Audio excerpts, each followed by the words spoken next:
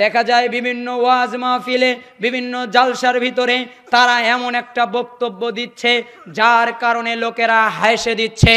তাদের নিয়ত হচ্ছে লোকেদেরকে হাসানো, তাদেরকে একটু মজা দিচ্ছে, তাদেরকে একটু কৌতুক শোনাচ্ছে, তাদের সামনে একটু গান শোনাচ্ছে, তাদের সামনে একটু গজল শোনাচ্ছে, তাদের সামনে সুন্দর করে নিজের কেরাত জাহির করছে। যে না, দাওয়াত এমন হতে পারে না।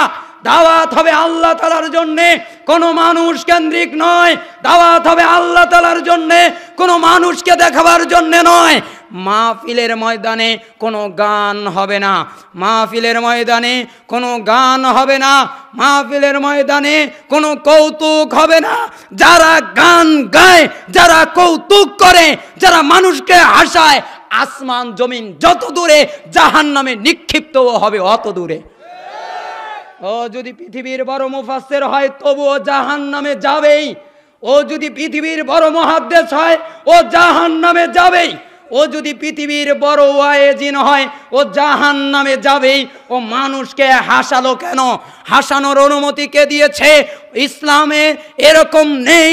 ইসলামে আলোচনা করতে গিয়ে সে মানুষকে হাসাবে এরকম নীতি নেই। এরকম নীতিকে কবর দিতে হবে। আপনারা রাগান্বিত হয়েন না। অনেক জায়গায় সুর দিয়ে আলোচনা করা হয়, আমরা সুরের বিরুদ্ধে।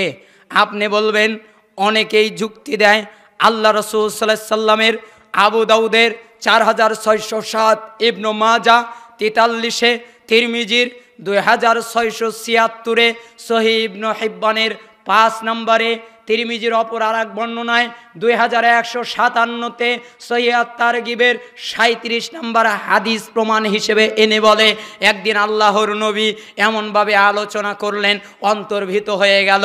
ওই হাদিস এইখানে টেনে নিয়ে এসে বলে যে আলোচনা করতে হবে সুর দিয়ে। আবার কোরআনুল কারীমে আল্লাহ তাআলা বিভিন্ন আয়াতে বলে দিয়েছেন যে হে নবী, আপনি তাদের জন্য কর্কশ হবেন না, আপনি তাদের জন্য কঠিন হবেন না, তাহলে তারা আপনাকে ছেড়ে যাবে। এই বক্তা খেয়াল করে দেখেইনি যতগুলো আয়াত এই সম্পর্কে নাজিল হয়েছে সব মক্কি জীবনে, মদিনায় না। কারণ মদিনা জীবনে আর ওই রকম নরম নরম চলেনি। মদিনার জীবনে কঠিন ভাষণ চলেছে, মদিনার জীবনে গর্জন চলেছে, মদিনার জীবনে জিহাদ চলেছে। মক্কি জীবনে কেন? কারণ কাফেরদের সাথে যখন আপনি দাওয়াত দেবেন, আজকের যুগেও যখন আপনার শ্রোতা হবে কাফের, তখন আপনি তাদের সাথে ভালো আচরণ করবেন, ভালোভাবে কথা বলবেন, নম্র ভাষায় কথা বলবেন, তাদের সাথে কর্কশ হবেন না, কঠোর হবেন না। কিন্তু যখন মুসলমানের সামনে আলোচনা করবে, তখন আর কিসের নম্র, ডাইরেক্ট অর্ডার করবে। এ মুসলমানের সাথে নমনীয়তা নেই, ডাইরেক্ট আদেশ যে আল্লাহর নবী বলেছেন করতে বাধ্য। সে তো দিন মেনেই নিয়েছে, সে তো দিন কবুলই করেছে। তাহলে ওই সুরের আলোচনা যারা করে আমরা অত ভালো চোখে দেখি না। আপনি অনেক যুক্তিতর্ক আনতে পারেন। আমি যদি বলি রাসূল সাল্লাল্লাহু আলাইহি সাল্লামের চাইতে আপনার সুর বেশি, কথা বলেন।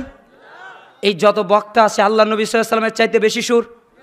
আবু বকরের চেয়ে বেশি তাকওয়াবান, ওমর রাদিয়াল্লাহু আনহুর চেয়ে বেশি তাকওয়াবান, ওসমান রাদিয়াল্লাহু আনহুর চেয়ে বেশি তাকওয়াবান, আলী রাদিয়াল্লাহু আনহুর চেয়ে বেশি তাকওয়াবান, আবু হানিফা, ইমাম শাফি, ইমাম মালিক, ইমাম আহমদ ইবনে হাম্বল রাহিমাহুল্লাহ আজমাইন এদের চেয়ে বেশি তাকওয়াবান।